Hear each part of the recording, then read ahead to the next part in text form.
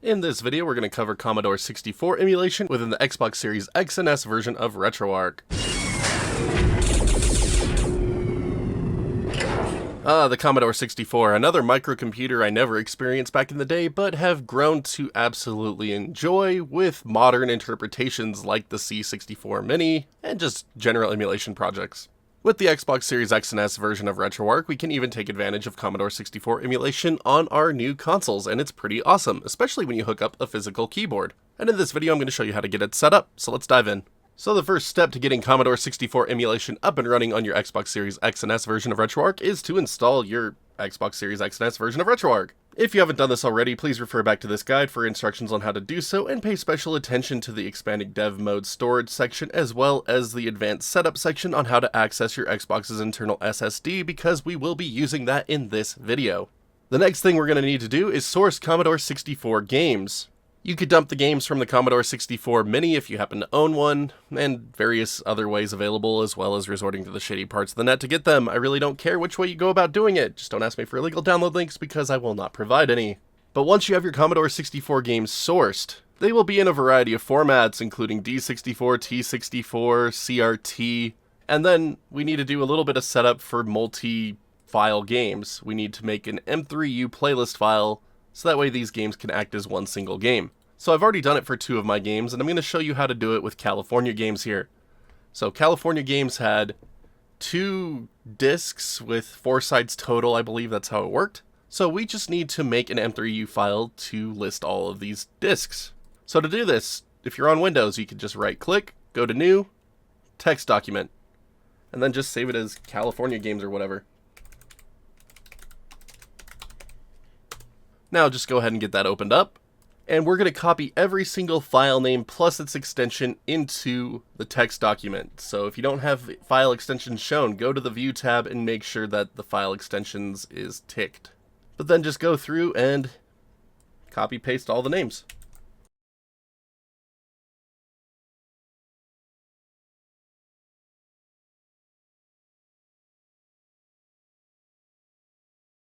And once you have all those placed, go ahead and save the text document. And then you can close out of it. And now, select the California Games text document and change the file extension from text to M3U. It'll give you a pop-up here saying, are you sure you want to change it? And we're going to say, heck yes, we do. And that is now ready to go. But once you have all of your multi-file games ready to go with M3U files, we just need to store our Commodore 64 games on the internal SSD of our Xbox. These do not run from USB. So, again, I hope you paid attention to that advanced setup section of my Retroarch install guide for instructions on how to access your development files folder.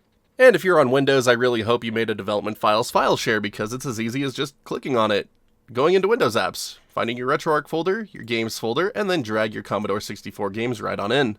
And once the transfer is completed, we're ready to move over to the Xbox.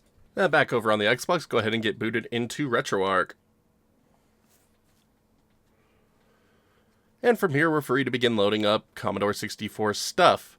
Normally I'd show you the load content menu, but we're just going to jump straight ahead to making a playlist this time. So go to Import Content and do a manual scan. Now for the content directory, navigate to your S drive, Program Files, Windows Apps, Retroarch folder, Games folder, find your Commodore 64 Games folder and tell it to scan this directory. Now for the system name, scroll down to Commodore 64. Default core, we are going to go with the Commodore 64 Vice X64 SC Accurate. Now for file extensions, we're going to type in all the different file extensions for our Commodore 64 games. So mine were in T64, D64, CRT, and then finally M3U for my multi-filed games. But once you have these set, go ahead and press start. Now make sure scan recursively is set to on, and if you have your game zipped up, you can turn scan inside archives on. But once you have these options set, go ahead and start the scan. And once that's completed, you'll have a new Commodore 64 playlist here on the left, complete with all of the games that you had earlier. And I have Hawkeye and California Games here, which were my multi-file games, showing up just fine. And then to play a game, all you need to do is press on it and tell it to run. And there we go. We've loaded up California games on the Xbox Series X and S version of Retroarch. And the reason I did this was very specific. This is a multi-sided game, and it will let us show off a number of different control options available within Retroarch. So, if you happen to have a real keyboard hooked up to your Xbox Series X and S, whenever you load up Commodore 64 emulation, make sure that you press the scroll lock key to turn game focus on, so that way all of your keyboard commands go directly to the core and not Retroarch. And with that being said, you can then use your keyboard to do a number of different things, like you could on a real Commodore 64. So I press spacebar to activate the game itself, and it's telling me to insert the next disc, which is fine. So to do this, go into your Retroarch quick menu,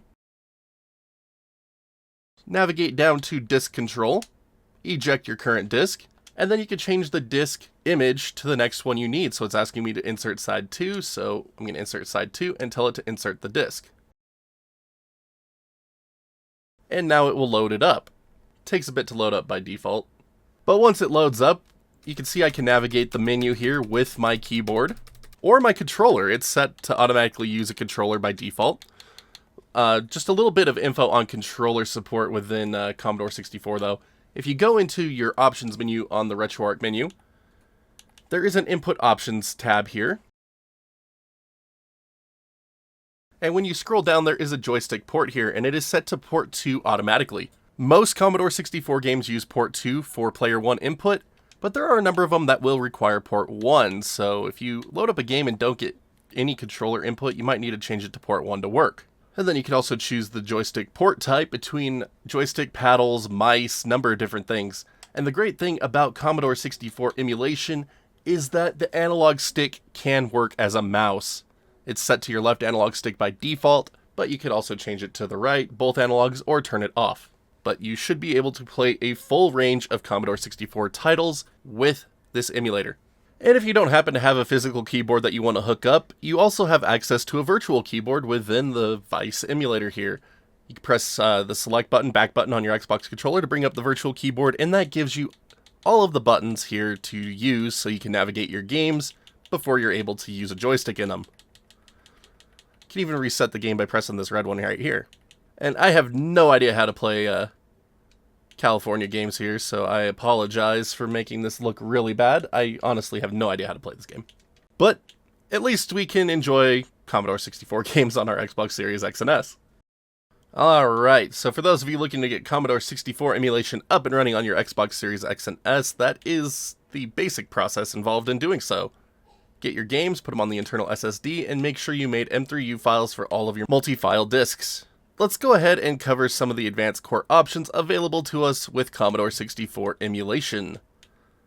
So going into our Retroarch quick menu, we're going to go ahead and go back down to the options tab. And our first option is to choose our model of Commodore 64. The Commodore 64 was far more popular over in Europe than it was in the US, so a vast majority of games are actually built for PAL regions. But a number of games supported both PAL and NTSC formats, so you can choose between them here as you see fit. Next up, you could choose a RAM expansion unit. Some games might need this. I'm not the most familiar with Commodore 64 RAM expansion kits, so if you know you need it, you know you need it. Next up, Jiffy DOS. This requires Jiffy DOS BIOS files placed in your Retroarch system folder inside a Vice folder. We are not going to be covering that in this video because I'm more interested in just the games than running Jiffy DOS. And we're going to skip over the next couple of options and move down to media options. First up is cartridge. We're not going to be messing with this in this tutorial. Next up, auto start. Leave this one on, otherwise you'll have to type in executables, and I mean that's great for authenticity and stuff, but if you just want plug and play, just leave this one on. Next up, automatic load warp. This is great for your tape games because Commodore 64 tape loading takes forever. So turn this on if you want your discs and tapes to load quicker. Unfortunately, it does mute the drive sound emulation, so for those of you looking for a truly authentic experience, that's not going to be there with this on, but it makes things load much faster, which is worth it in my mind. True drive emulation, leave that on, and we're going to leave virtual device traps off, and we're going to skip over the next three. Backing out and going to video options, we could choose our pixel aspect ratio between PAL and NTSC 1:1 or leave it on automatic. I recommend leaving it on automatic personally. Next up, zoom mode. This is turned off, but you can use it to zoom your games in to remove some just blank areas of the screen. And then you can even manually set it here. Zoom mode crop, you can choose between horizontal and vertical, set it to a 16:9, 10, 4:3, 5:4 aspect ratio. And then you could set the manual crops here. Status bar, you could choose if you want it on the bottom, full, minimum, basic, or on the top. Then you can choose your virtual keyboard theme here. Change it between a bunch of different colors. Transparency. Next, we have our Commodore 64 emulation color depth. It's set to 1000, 16-bit by default, but you can turn it up to millions, 24-bit. It does require a content restart, so just do so if you happen to change it.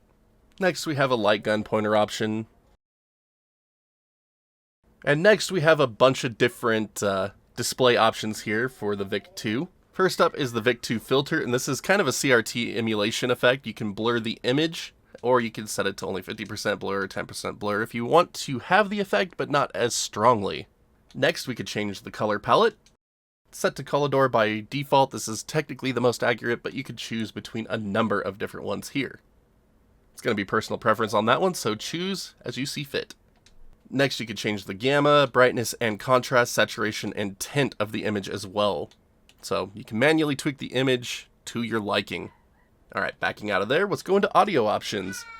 First up is drive sound emulation. It makes a tape deck noise when you're trying to load tapes. It doesn't work if automatic load warp is on though. Next, dataset sounds. You need a tap image for this to work, so we're not going to cover it here. Next up, audio leak emulation. If you want to have the interference that would come from a real system, you could turn this one on, and you could choose the effect percentage here.